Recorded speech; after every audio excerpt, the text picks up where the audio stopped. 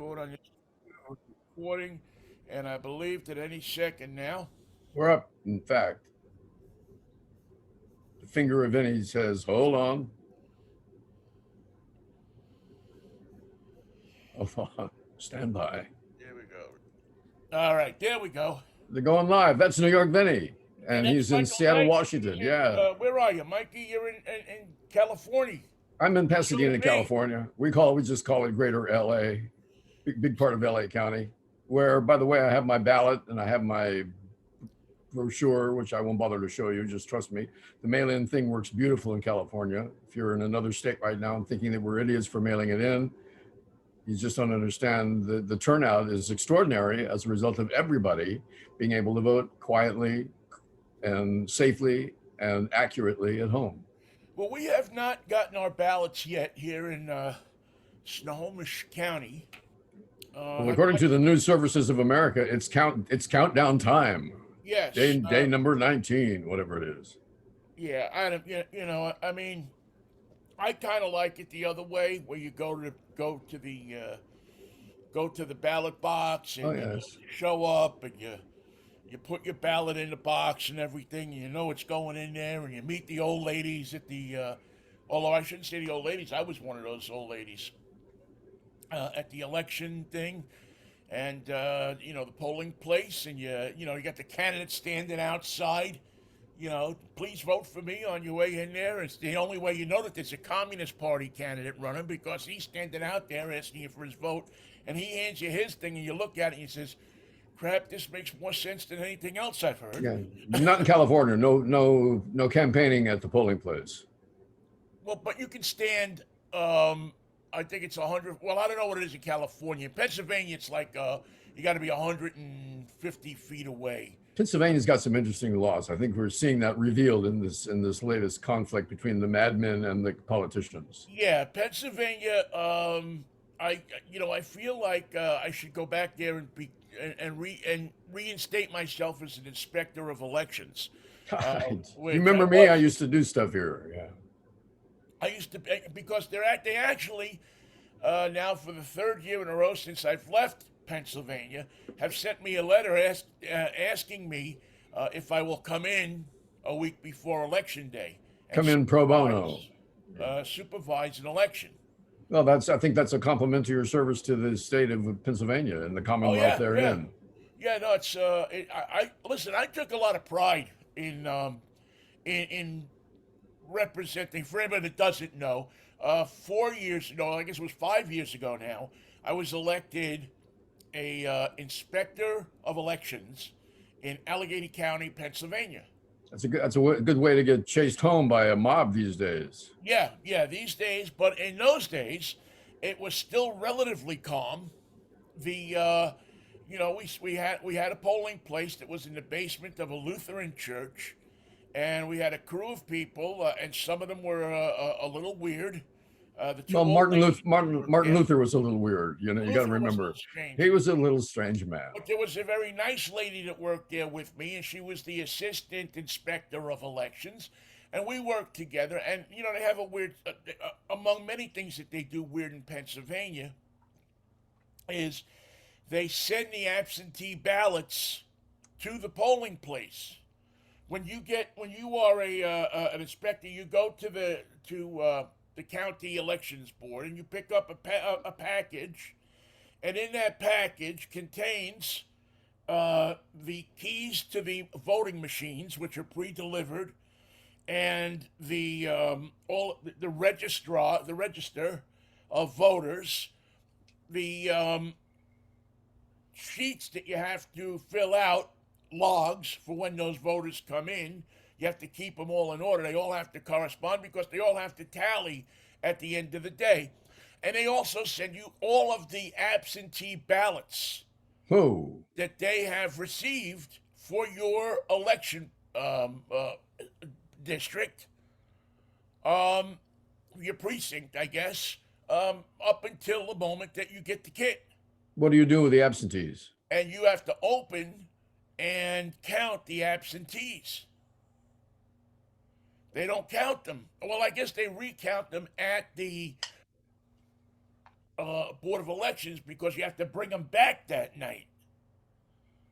When the polls close, you count the numbers that are on the machine, and then you open up the absentee ballots. You're supposed to open them up at 9 o'clock, or 8 o'clock when the polls close. And you count those. And so you count those. You have to do it in front of 3 people, and the 3 people are supposed to sign off on each ballot. Are the 3 people representatives of the Venezuelan Secret Service there to bring back the software? It could very well be. Well, that was my first thought. And then, of course, you have the poll watchers who come in, usually one from each party, who will come in and stand over you while you do that to make sure you don't. That's sort of nothing menacing there. No, but it's people just think that this is the Republicans that do this. No, the Democrats do it too. It's both sides. And anyone care? Everybody works under the supposition that they're getting screwed. That my job is to screw them out of a vote. So they all think that they're getting screwed. And the people that they send to the polling places are usually the people that they don't want at the party.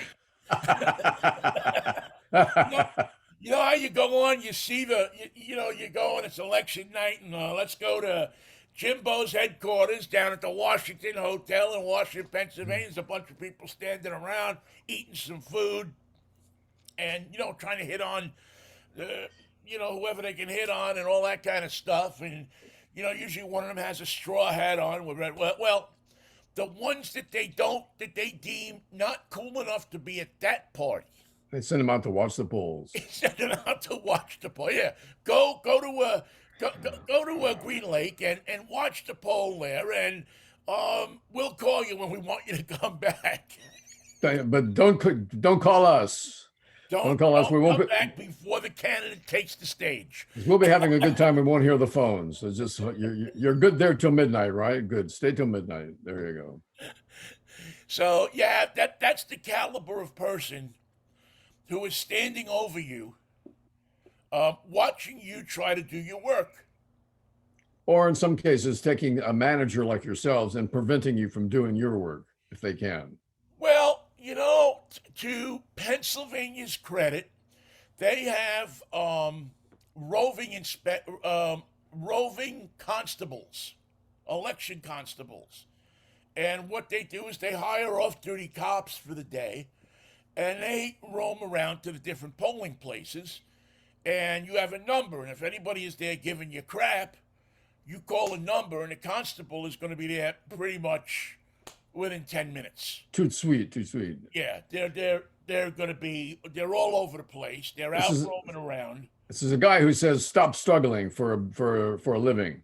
Right. Just stop struggling. An off-duty cop, and he's coming in and he's saying, all right, if you don't have any business here, off you go. Well, I'm watching the poll. Okay, watch your poll, keep your mouth shut, and write down your findings and leave.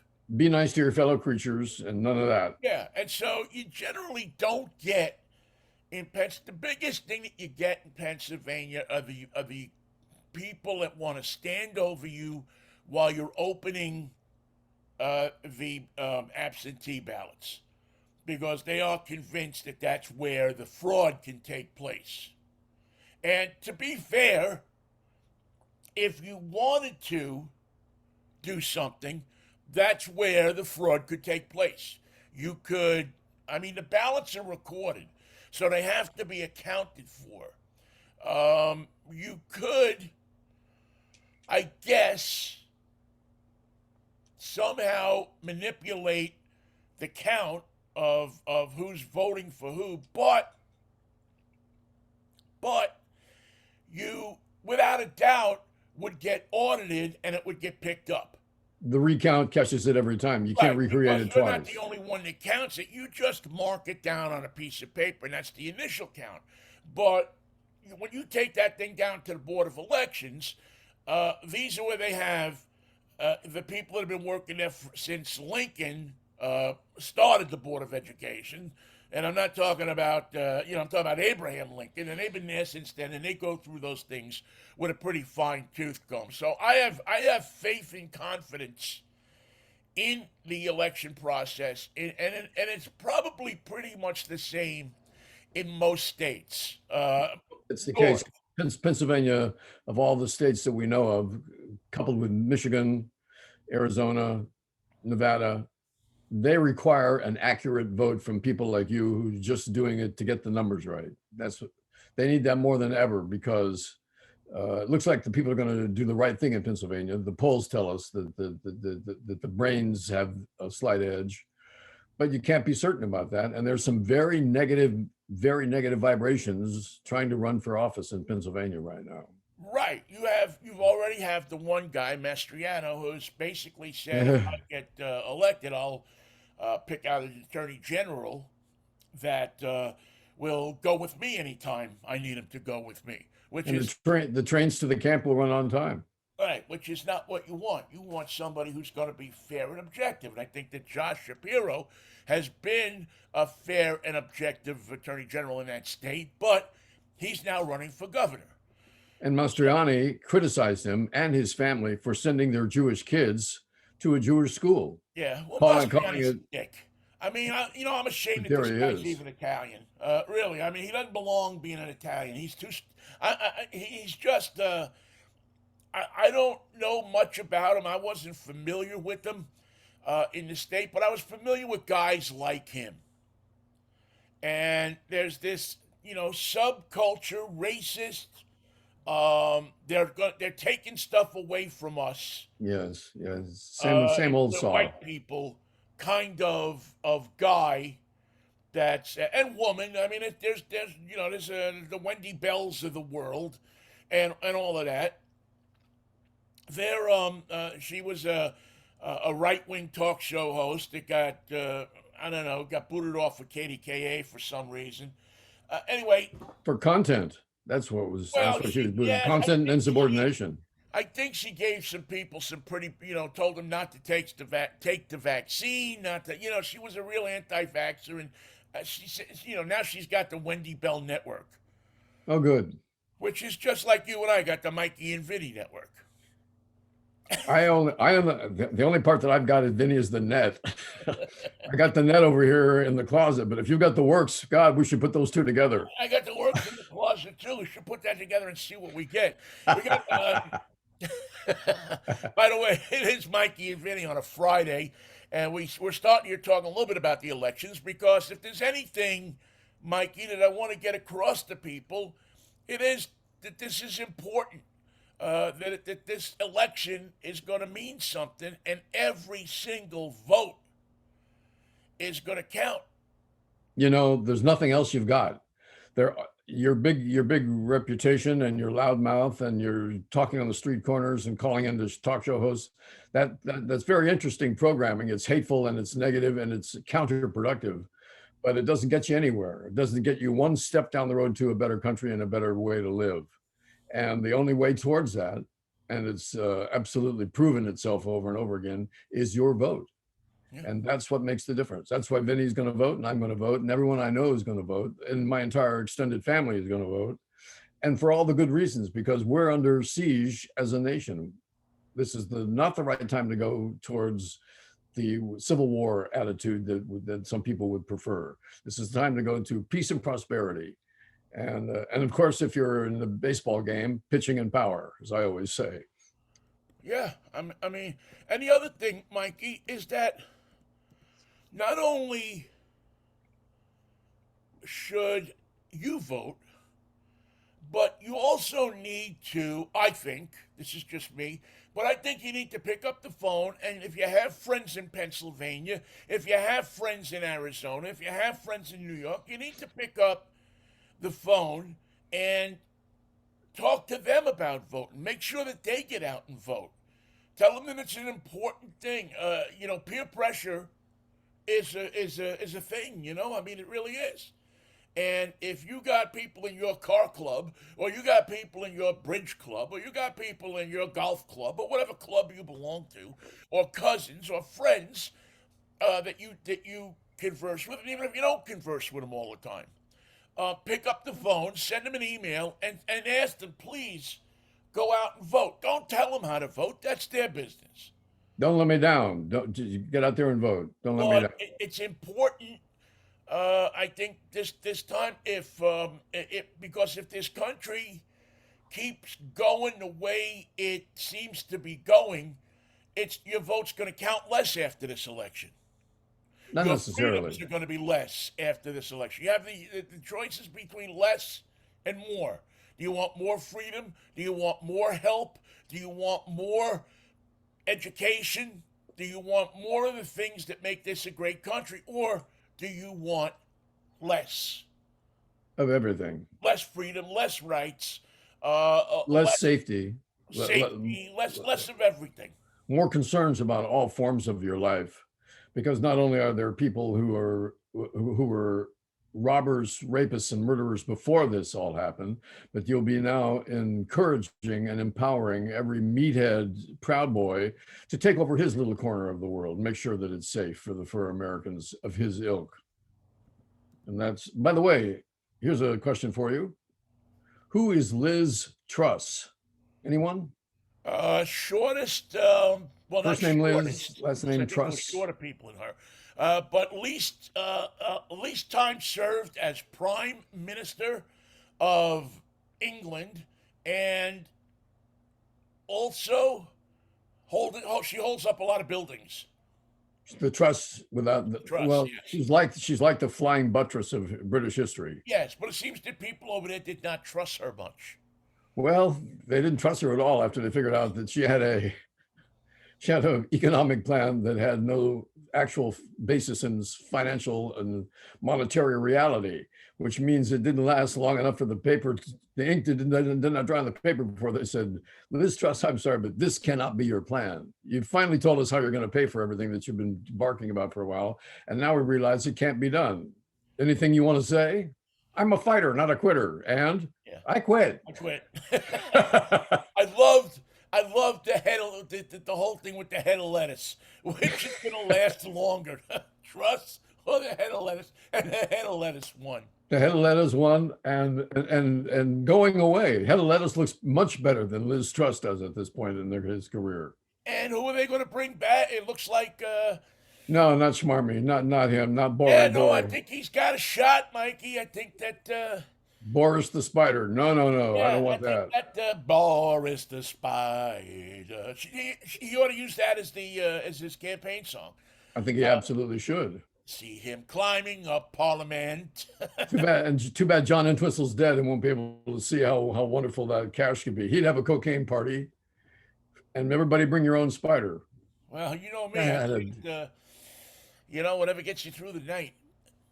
That was a great song too, man. That was one of those songs that the Who did in the early days that kind of not. I mean, it was a single for them, and not really a lot yeah, of people knew about it. But it was yet, fun. it was next to Happy Jack. It was probably the best song on that album. One of those great. It had a great atmosphere. Pretty boring. Pretty boring, pretty boring, pretty boring. John It was, Entwistle, of course, John Entwistle, was the bass player and the singer for the Who. Quite a madman, quite an individual. it was Innocent. kind of the Who's answer to Octopus's Garden Under the Sea. Yes, Although I think it was actually kind of done before Octopus's Garden. it was. And, And and before so I Yellow would have to think Submarine. that Octopus's Garden might have been the answer to Boris the Spider.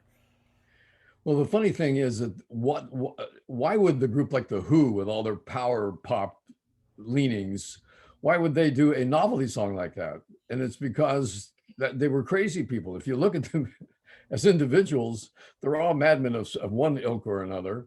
And Well, John Entwistle was drawn upon to be a songwriter like Pete Townsend, and his songs were always the word. It was like My Wife and 905. but the songs were all, it's funny because the concepts of the albums and songs and things like that were crazy, but the songs were always good. Oh yeah. You know, Oh, without a doubt. I loved, what was it, the Who Sell Out with the Odorono on, when they had the soup and the beans and the They the made their own. Microlino, They made their own jingles as if it was yeah, and they had uh, jingles between the cuts. right.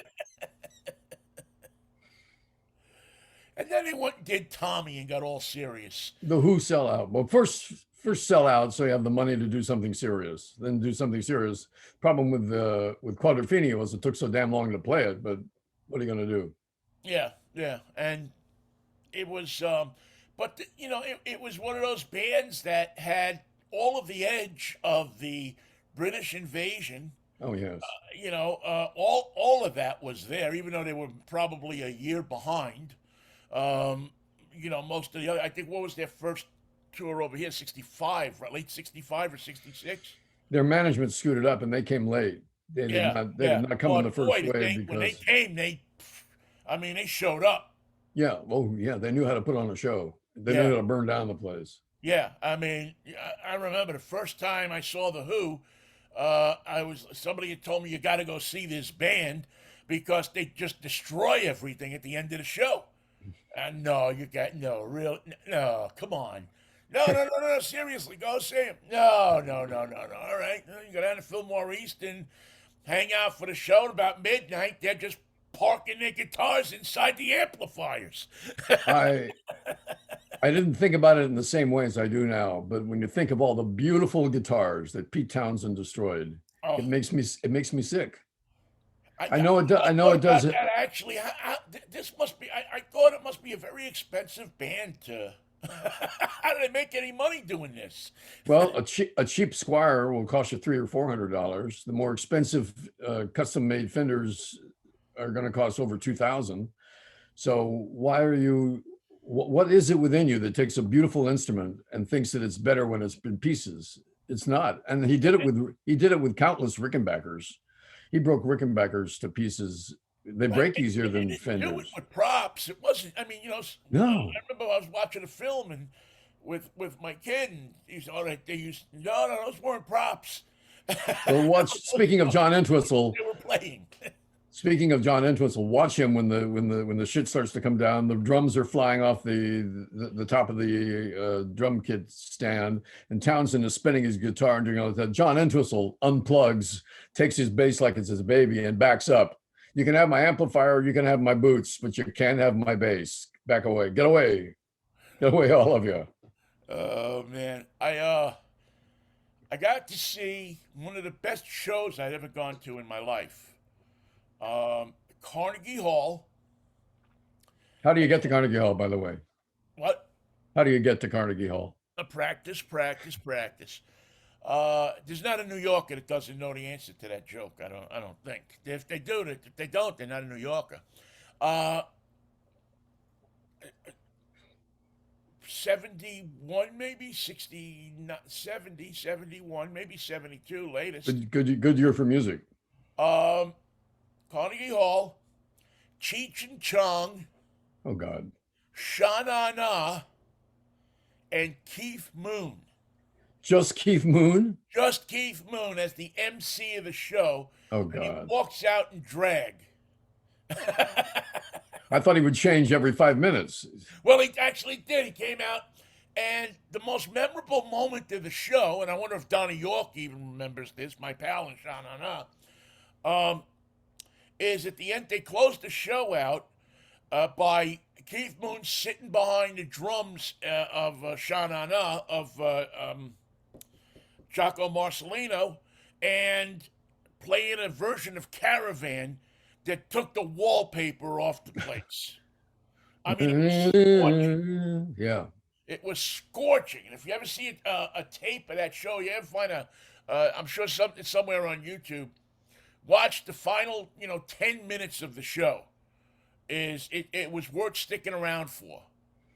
And I think we wound up getting, it was my brother and I, a couple other people, we wound up getting like third row seats.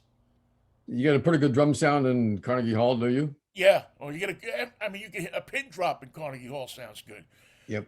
It's acoustically built and rebuilt and, fixed for just optimum, any instrument, any voice, anything that has to do with sound in Carnegie Hall, I think sounds phenomenal.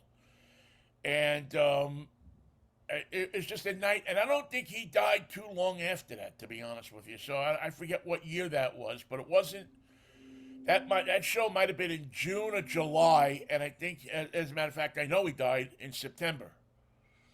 It'd be interesting to try to get Keith Moon's attention to tell him about getting straight, but getting his attention I was you not was know, was not not top of mind. His attention was in another place. He was paying attention to something else. yeah, yeah. I often think about that, Mikey, about some of the stars of the day and whether you would have been able to get them into a room Right. or a rehab or something.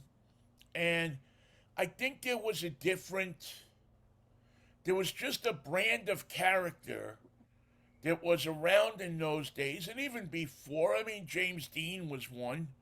There were certain guys and women who were just hell bent on destroying themselves In their own way. in their own way. And there wasn't really much. You could take them to a clinic. You could put them in a rehab hospital. I mean, you didn't really have drug rehab in those days, as we know it now. Not But the same way. you weren't gonna take Janis Joplin to a hospital and put her in there, and she wasn't gonna stop drinking bourbon. I think Janice might have benefited from that more so than probably someone more stubborn like Jim Morrison. Yeah, maybe. I don't know though. I think that there were certain people, certain stars, certain people that had like this limited time that they were going to be here, and Yeah. that's why they were so bright because they kind of knew it in some sense, manner, or form. They knew that they weren't long for this world, and therefore uh, to quote Elton John, their candle had to burn brightly. Yeah. It was more intense. You walked into a room and you felt it. You walked into the same walked down the same hallway or the same backstage as Janice was, and you felt that it was different than anybody else you were standing around. One of the people that we're talking about that burned out, and it's too bad that he didn't write more, was Jack Kerouac, who drank himself to death. Yeah. He was a little before the hippies. He was a hipster. He was a hipper. In fact, he was hipper than the hippies, perhaps. But the Beats, a lot of them turned in short lives. But then again, there were others who lived long, full lives and got better, used that hip approach to life to their advantage and later on, and became like savants. Right. The teachers, what are we being hip about? Well, here's where it came from. What are you being hip about? You're just being hip about the way you live your life. You're not living it that way or this way. You're living it your way. And there's an advantage to that. Doesn't it make you feel better when you do things your way? When you're not under pressure to be someone you aren't, when you're not under scrutiny to be unsafe in your own home or in your own neighborhood. Where do you have to go to be hip and to be safe? Well, first you got to go somewhere up here.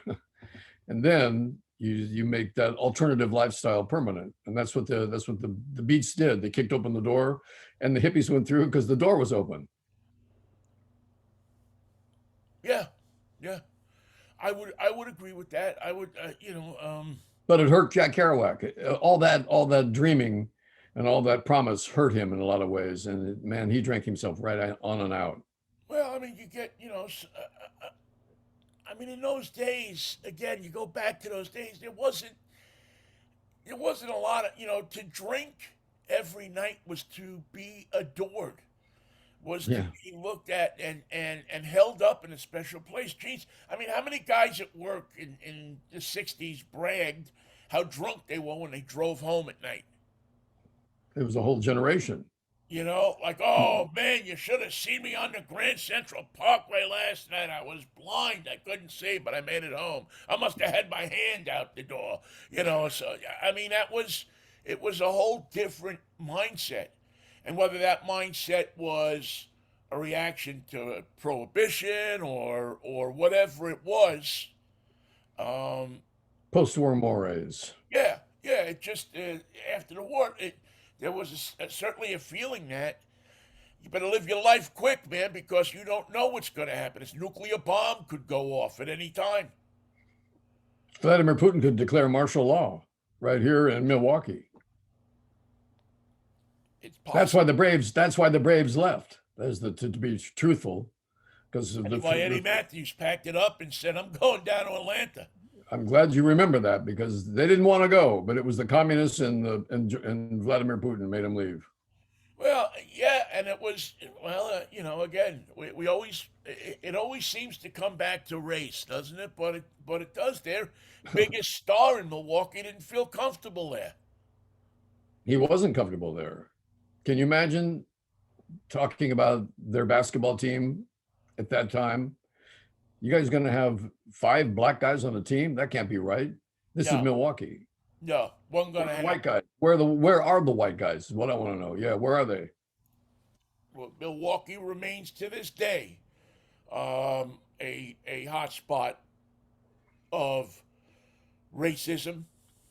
I mean, I'm not saying everybody there is racist, but there's enough people there that it's still a piece of the landscape. It's not all beer and cheese, huh? Right. I remember because my ex-wife's family is from Wauwatosa, which is right next to Milwaukee, and I remember walking into a hotel lobby, a restaurant, to meet my aunt, my wife's aunt, but for lunch. And when you walked into the lobby of this hotel, it was a tiled floor, and you looked down, and there's swastikas in the tile all over the place. And I'm looking, and I'm like, how does she's on? It's a German hotel. Nobody really, and she was a very smart woman from New York who had been around the block. It wasn't like she was a withering, suburban housewife or anything like that. But she's staying at the Swastika Hotel. But she's having dinner at the Swastika on the Floor Hotel.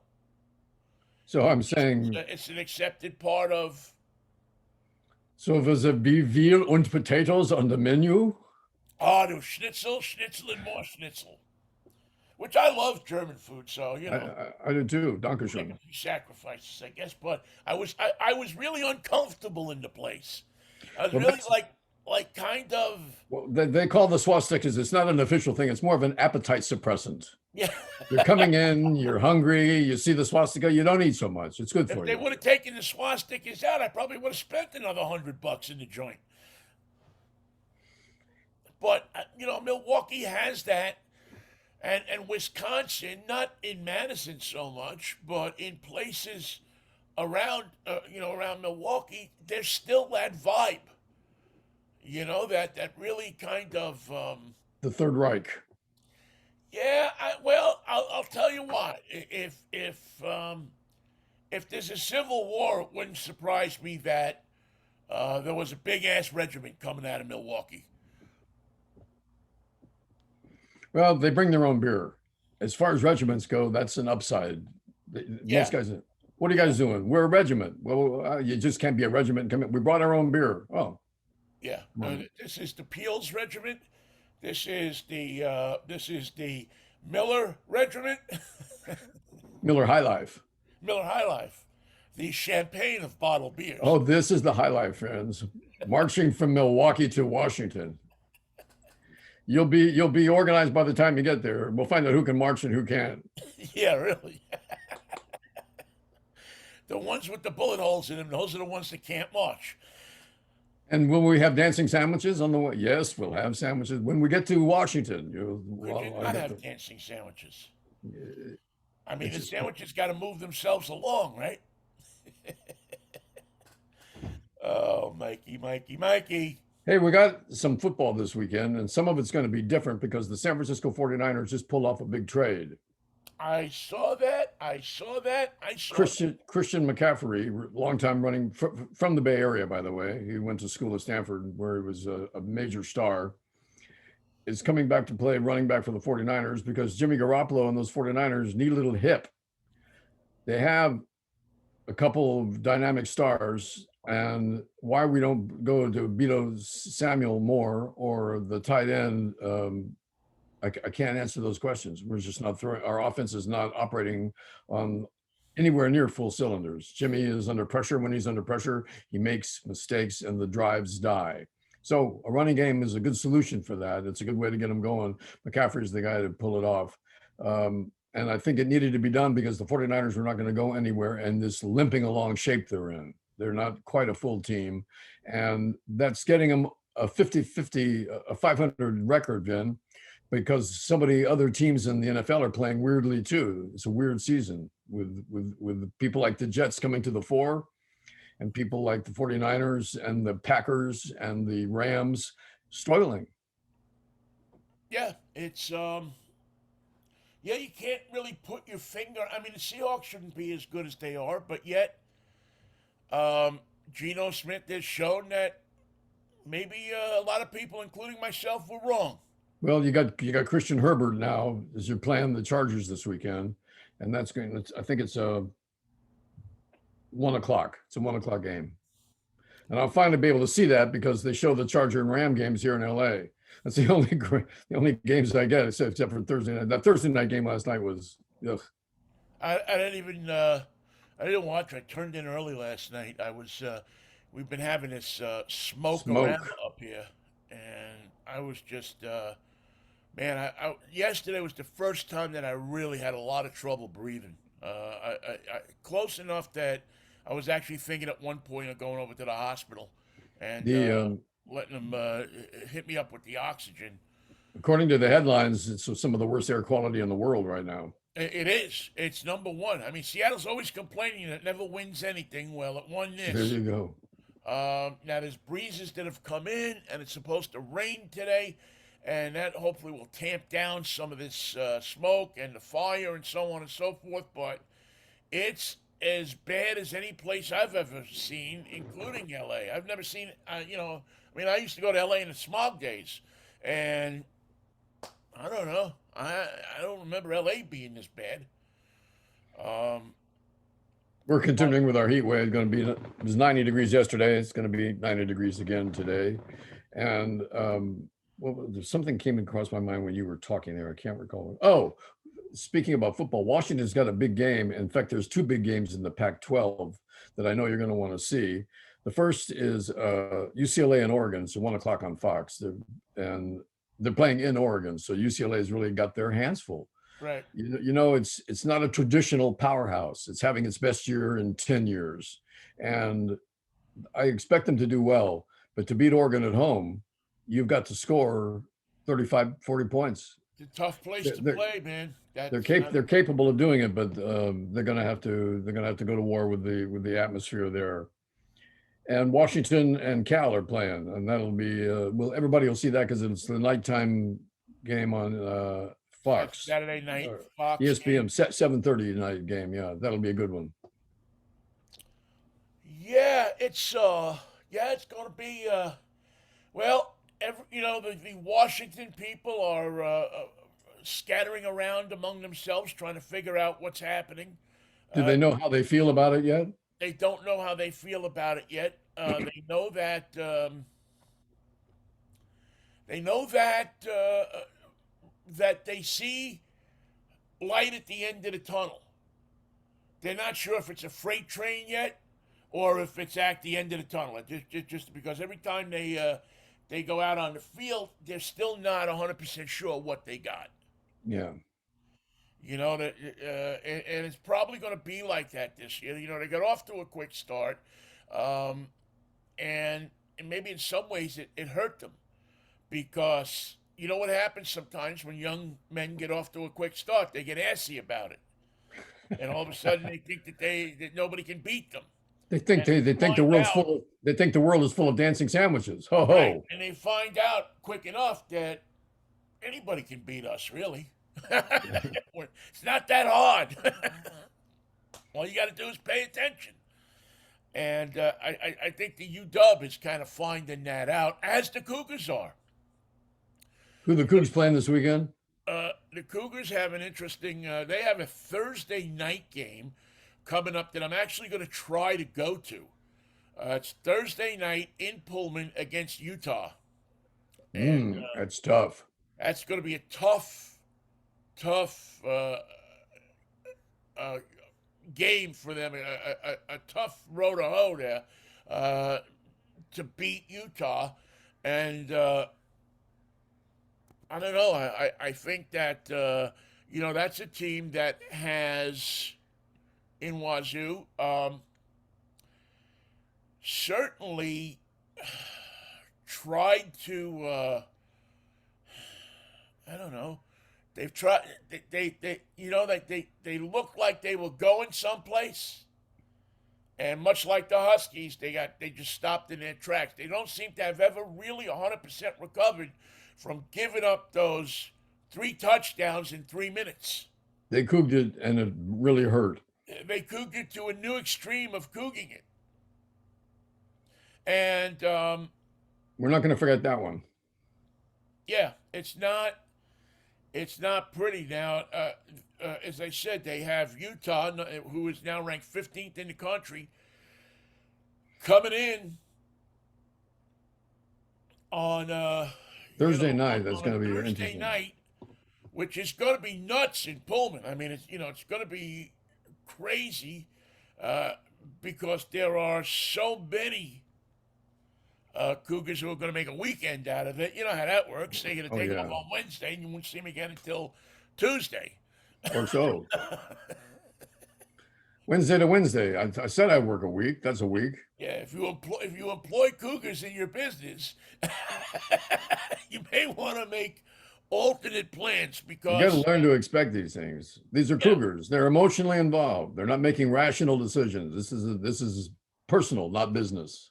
and they've got to. I think the Cougars got to figure out a way to win this game because it's kind of a dump on their season if they don't. I mean, they lost to Oregon State 24-10. They got Utah, then they go down to Stanford, then they go come They, back they, home they on can win November at Stanford. 12th for Washington State, and then you got the Apple Cup out there. Um, they also got Arizona in Arizona on the 19th, where they see their quarterback from last year has butted into a young star in Arizona, Deloria. Hmm. He said So aloha and he meant it. yeah, so I don't know. The Cougars look so good, and now don't look so good. Well, they had an edge and a confidence and a swagger, and I hate to say that that's what makes a good football team because that's inaccurate. It's not. It's part of it, but it's certainly not the skill part of it. So have enough confidence to bring skill back to your game and do the right thing, one thing at a time. You know what I like about football? I like first downs.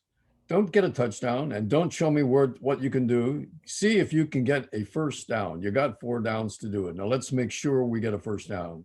And nothing breaks the back of a defense like, oh, another first down. Now we're in the 20. Wait, we're in the red zone. See how that works? We can still get another first down on our way to the score. And that's just what we'll do. We'll take it one step at a time. We'll not be shut down. No fumbles, no turnovers, no block passes. Let's do this right and score. Not a field goal, but a touchdown. I hate field goals. They're wonderful to win the game. But if you're inside the 20 and you're showing the other team that you can't score a touchdown, they never forget that. So yeah, it's always a little. It's always a bit of a mind game, isn't it? When you It's a mind game. when you're in the 20 and you basically say to the other team that we're just going to take 3 here, Yeah, we're and gonna best we can hope by for, the way, we'll really. give you back the balls. You see what you can do. But this Yeah, ball, I want to tell you, it bounces funny the way it's shaped. We should get around one. yeah, but that'd be rugby. No, there's bounces weird too. Um, and then you got the Seahawks on Sunday, who are going down to your neck of the woods to play the The Chargers, Chargers. I still can't believe that the Chargers aren't in San Diego. they're nowhere near San Diego. In fact, they're so much better off. And I didn't think it would happen that way. It didn't. I thought they would always just be the poor stepsister of the Rams. But and in terms of ownership of the stadium, they don't participate. They pay rent. But the Right. fact is, they have a new identity. Justin Herbert, their quarterback, is turning into a real star. They have the ability to make marches and score. He's a dynamic player that's turned into a leader. He's 6'5" and can see what he's doing. A kid that grew up in Eugene, went to high school in Eugene, went to college in Eugene. You think you probably can't take him out of Oregon without him turning into a. No, those guys, you can take them out. He did a great transition and turned out to be the leader of the team. So they're very fond of him in LA, and he's doing a good job. The Chargers have a real fan base, not anti-Ram, just pro-Charger, and it's really fascinating to see where did they come from? Where did all these fans just emerge from? And it just shows you that LA can have two of everything and be successful at it in terms of every element of the fan base. Really is kind of amazing, isn't it? Isn't it? It's insane how many sports teams were here. And at the NFL, let them go for so long without any team. Under the guise that people in LA, what do they care about sports? You mean UCLA, USC, and the Ducks, and the Kings, and the Dodgers, and the Angels? I mean all those teams? They cede that territory to nobody. No. I mean, if you live here, you can root for the 49ers or the Raiders. No self-respecting Southern California would root now maybe the Raiders because they have the whole mystique going about them.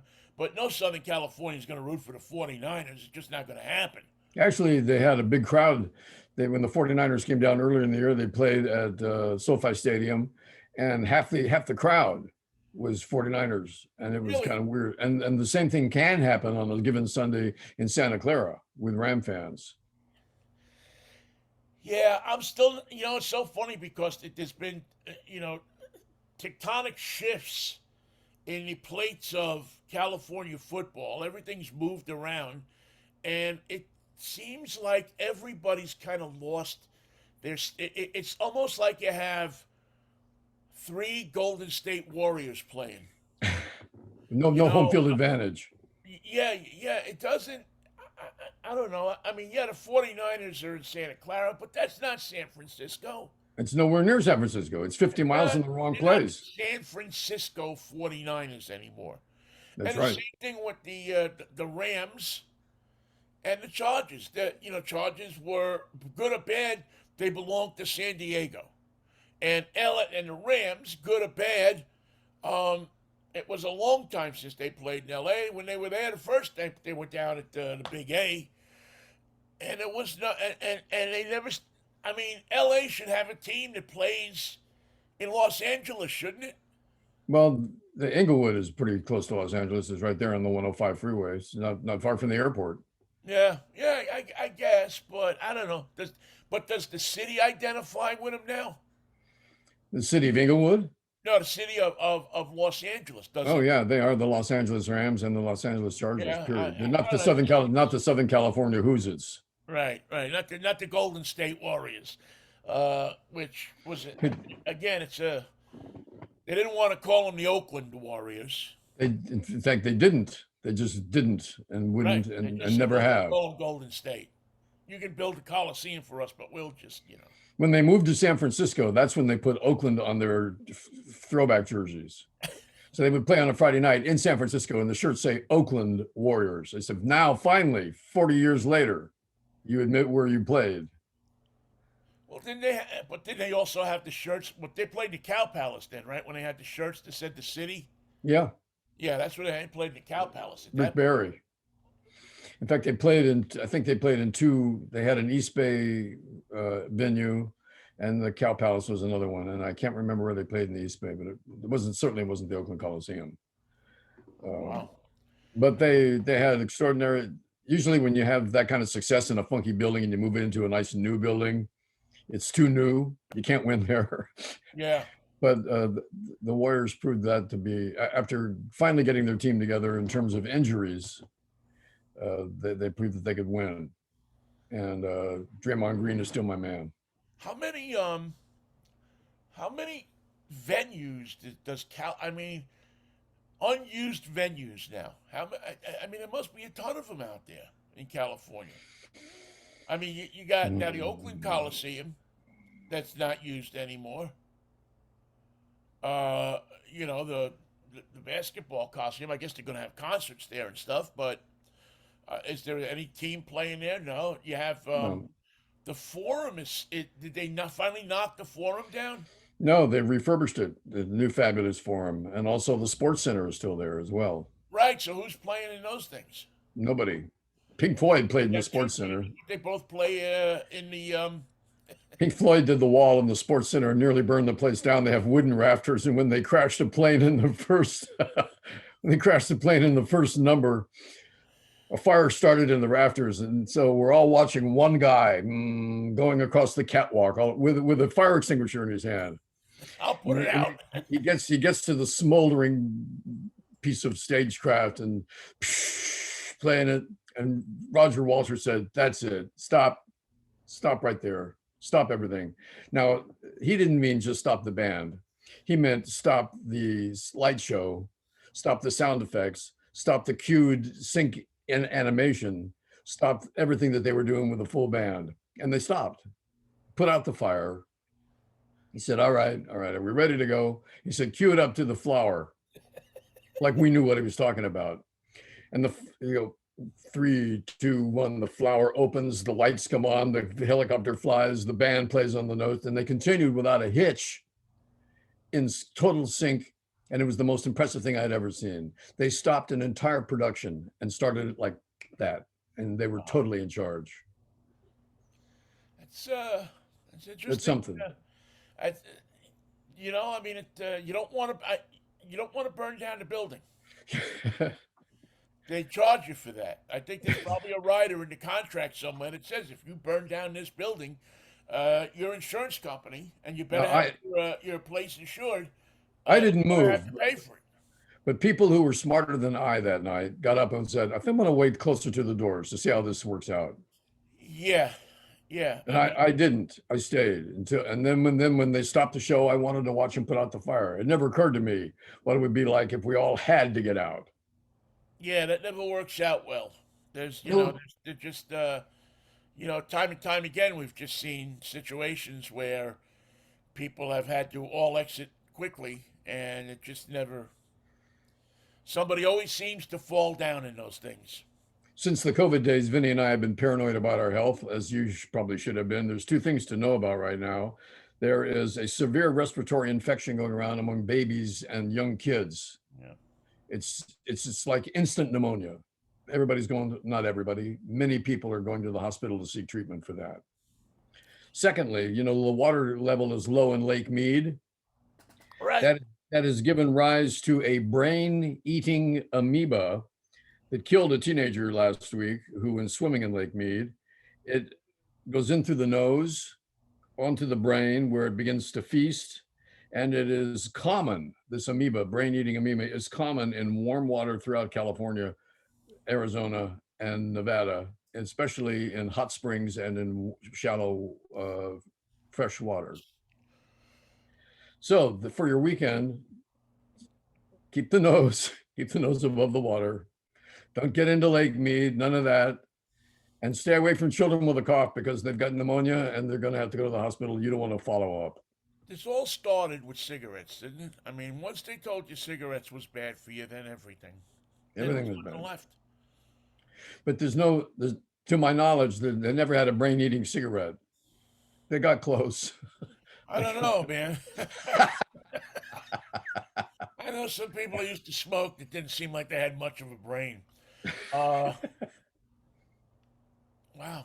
Yeah, it's just crap is going to get you. You know, it gives a little bit of substance, I guess, to the people who said, "Well, I don't care about COVID. Something's going to get me." Yeah, good observation there, Einstein. And it's right around the corner. But why make yourself available? Why make yourself vulnerable? They don't have much of an answer for that. Well, I'm let it interested go. in what this. Well, I'm interested in all of them. I wouldn't like to catch anything, but I'm certainly interested in, in the respiratory ailments that are befalling kids, especially in the Northeast. It seems where it's hitting more. As a matter of fact, there was a doctor I was watching on. I forget what news program it was, saying that they're going to have to build a tent hospital outside of his hospital to accommodate all of the kids that are coming in with this respiratory illness. And apparently it's easy to catch. It seems like it's very easy. And what do you do? Are you going to close schools again?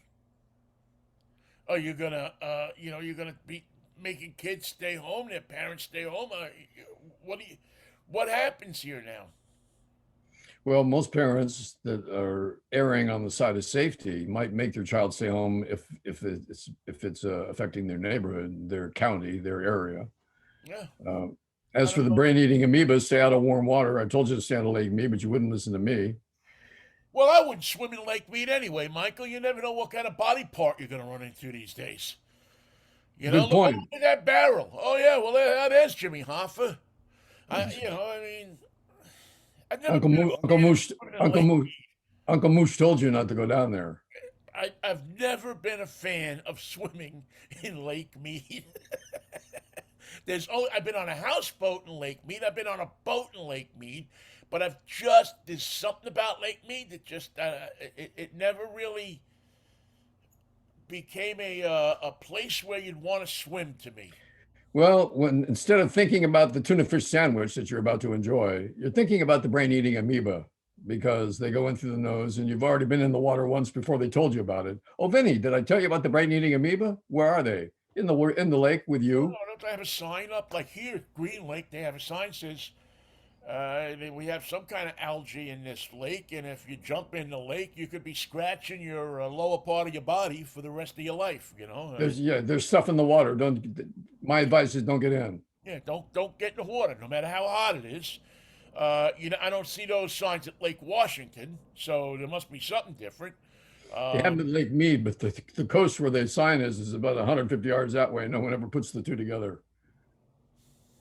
it's yeah, Lake Mead has just always seemed like a weird lake to me. I just even when I lived in Vegas, I didn't. I would go by it, and like I said, a friend had a houseboat. We went on a houseboat a couple of times.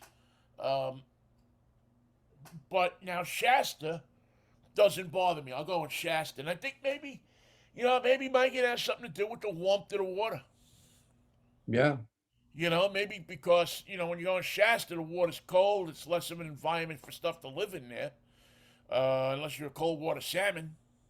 Or cold water amoeba. Yeah. But in the warm water, I guess funkier things develop in warm water. And how does an amoeba develop a taste for human brains? Where did that get started? You got to think there was a first, right? Like Larry was probably the first one. And Larry got that thing up his nose, it ate his brain, and he was never quite the same. And he went on to the next You've guy. been laughing about this. Myron. It's Myron, horrible. remember him? Myron, he had to go swimming on Lake Mead. He's never quite recovered. It's hard. I mean, imagine you jump off a thing, you go for a swim, and all of a sudden you feel it's chomping in your head. And it's like Pac-Man inside there, chomping at your brain. They said he felt the effects within a week, and then, well, gradually not. What was the? What did he feel? He complained of a headache. He went to the doctors. They have you been swimming in Lake Mead? Yes. Oh, that's too bad. Yeah, well, we got bad news. Yeah, you better get your Hello? affairs in order. He didn't have much time. He was gone quickly. So yeah, so I saw the thing this morning. The CDC advises that when you jump in the water, you keep your mouth closed and your nose. Well, doesn't I mean Isn't once they it- get in the water, wouldn't the thing still? I mean, I can't stay like that the whole time. I eventually have to let go of my. I don't know. I guess you come up for air, but I don't. Go run yourself under the hose. Stay out of the damn lake. Use your brain How before the about amoebas this? eat it. How about this? There's a really big, nice pool at the Sands. Yeah. And you can actually sit there and go like this, and some very nice young person will come by with a tray and an order book and say, "What would you like?" I would like a patty melt with no amoebas. No amoebas in the pool and no amoebas in the cabana. You can order anything, any drink that your heart desires, from a Shirley Temple right on up to I don't know what's the funkiest drink you could, with the pineapples, pina colada. I'm, I might start with a vanilla malted if you got that. That's They'll, that's at the Sands, they'll get it for you. yeah. We'll get that from the kitchen. Don't you worry, sir. Yeah, at the Sands, there's still probably a couple of casinos. I doubt that there's many of them like that anymore. But there's probably still a few places on the strip where you can go and you can, sit by the pool, and the waitress or waiter will come over and you can order something that's a little odd. A Oh yeah, milkshake with Kahlua in it or something like that. And they'll say, certainly, sir, we'll be right back. we'll work on Instead of that. punching it in on your thing, I don't know, we don't, sorry, we can't do that. Why? Because it's not on my, It's not on my phone thing. not on my list. Well, you know, I miss that. I miss that kind of service. I know that that's the thing of the past in Vegas. It's too Uh, bad because it worked. well, it made you. What movie is it? Casino at the end where De Niro says, now you order a hamburger and you're lucky if you get it by next week. You know, It's not how it was when I ran the place. yeah, you walked in and people knew your name and they knew who you were, and but when the corporations came in the 80s, that all changed.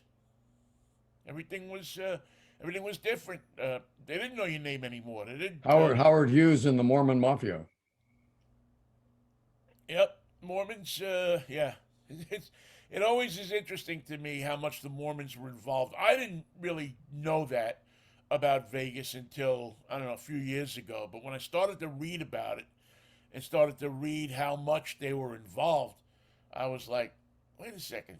These people don't drink coffee and Coke. No, it's not personal. It's business. We're only in it for the money. You understand. That's exactly it. That's exactly it. It's not has nothing to do with our religion. It's we're doing this because, and imagine, maybe the Mormons ought to be in charge of the country, because then women wouldn't be running around saying, uh, I got to worry about my body, and you telling me what to do. And if the Mormons, if that's their philosophy, then they, listen, it's you do what you need to do. We're just They going to run have the country. they have some conservative sects. That's true. Yeah, Sects. they only got them suits, right? Them.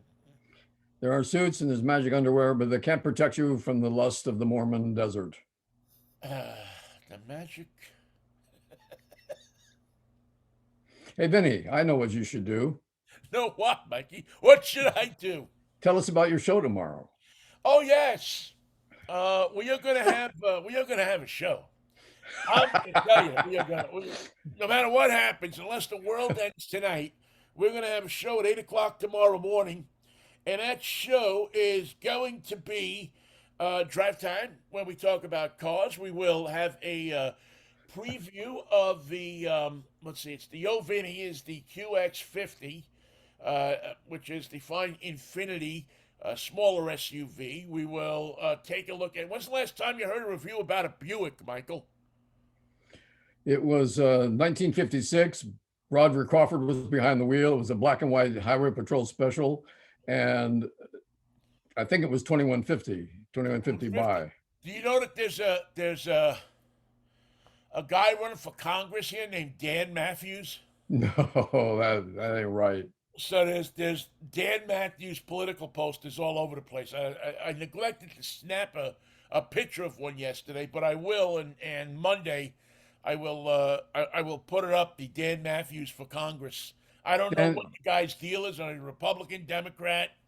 I Who think knows? he's into dancing sandwiches.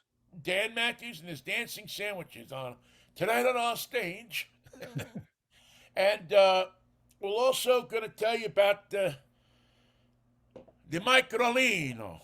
What's that? The Microlino.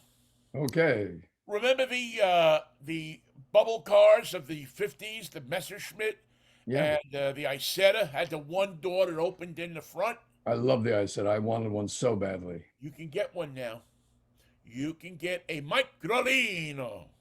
Whoa. And what the Microlino is it is a an electric car, and it's what they're calling an urban car. You got really loud there for a second. Yeah, somehow Siri decided that she wanted to get involved in the conversation. I don't know how that happened. Because of Um, Microlino. the Microlino. Um, so it has the one door that opens in the front, very spacious, Ah, two crazy. passenger. They're in production. They're right now. You can buy it in Switzerland. You'll be able to buy it in Italy and Denmark very soon. And there's a thought that possibly by next year, you may be able to buy it here. Are they electric? It's all electric, has about 175-mile range. It's what they call an urban car. So it's you go to Arizona or something like that. You see those cars; they're almost like golf carts. Yes, yes. So you can't take it on a road that has a speed limit of over 35. But if you're just running around town, you see them in Coronado all the time. You see them in a lot of the California beach towns. And for it looks like about $14,000. You'll Wow. be able to buy yourself a little blue Microlino. I thought you were saying Micronino, like the tiny child. But No, no. no, it's a Microlino. Google it. It's I'm looking at this thing and saying, if I live in a city, It makes sense. this is what I want to drive. Yep. This is, I mean, I don't want to take it on a camping trip up to the mountains. What I saw a lot of for a while was that the Fiat 500, which was a very small car, and it was stylish and it was fun. And do they still make them? Yeah, I think they sold 37 of them last year. Um, it's just a flop here in America. It's a shame, but they had a lot of problems with them. They're underpowered, but yet I liked it. I drove a bunch of them. I drove their coolest one is an Abarth, which is a sports car maker who slapped a better suspension and some low restriction mufflers and tuned the engine a little bit and a bit of a racing transmission in there. And it's actually one of the funnest little cars I've driven. Wow. And what's it And called? you can buy them for a song now. Wow. Yeah, they're very cool. I think if you're looking for a car that's gonna, again, a city car, Right. something that you're not going to really take on the highway that much. You're just going to take it around, go downtown, go to church, go to here, go to there. And that works here in LA because when you do go on the freeway here in LA, you're only going 40 miles an hour. Yeah, you probably could do okay on the freeway down there. So you're doing fine. You don't have to go 80. You can't. It feels bad when the guy on the bicycle passes you. Well, he had a better shot at that lane than I did, damn him. And he was merging to the 405. I have to get over. I have to get over. Oh man, so we'll be previewing and talking about the Microlino Very good. tomorrow, which is I, I, I fall in love with some of these cars sometimes, and this is my latest little fling. Well, I don't know somebody's if trying I something even new. fit the damn car, This but is good news, the good news for the radio industry. Here's somebody that through research and development and bringing back a classical idea has made it new again. They tried something different. You wanted to buy another $80,000 Mercedes that's not a Mercedes, or do you want to try something new? And here it is. here it is. Radio should take note of what they're doing in the car business because really, when you come down to it, the electric car is not a new idea.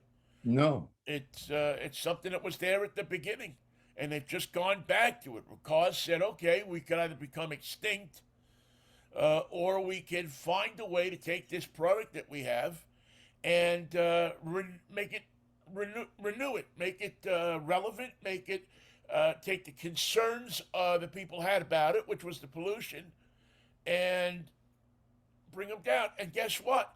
People will pay money for that product. They're proving it. If you just saw the traffic on LA freeways, it would be an eye opener for you, Vinny. It was just amazing how much electricity is out Oh, there. we got it up here too, Michael. I mean, you go out on the street here from 8 in the morning till 11 at night, And there's the auto industry driving by you in electric cars. and there's the traffic, and more you start to pick out electric cars. When you go to charge your car now, it's not used to be you just pull up to one and that's it. No, Now they're waiting. there's lots of people at them. The electric car is you can moan about it all you want. Get out of your head that it's a political thing. It's not political. It Science. is. It's the coolest new thing on the block. Right.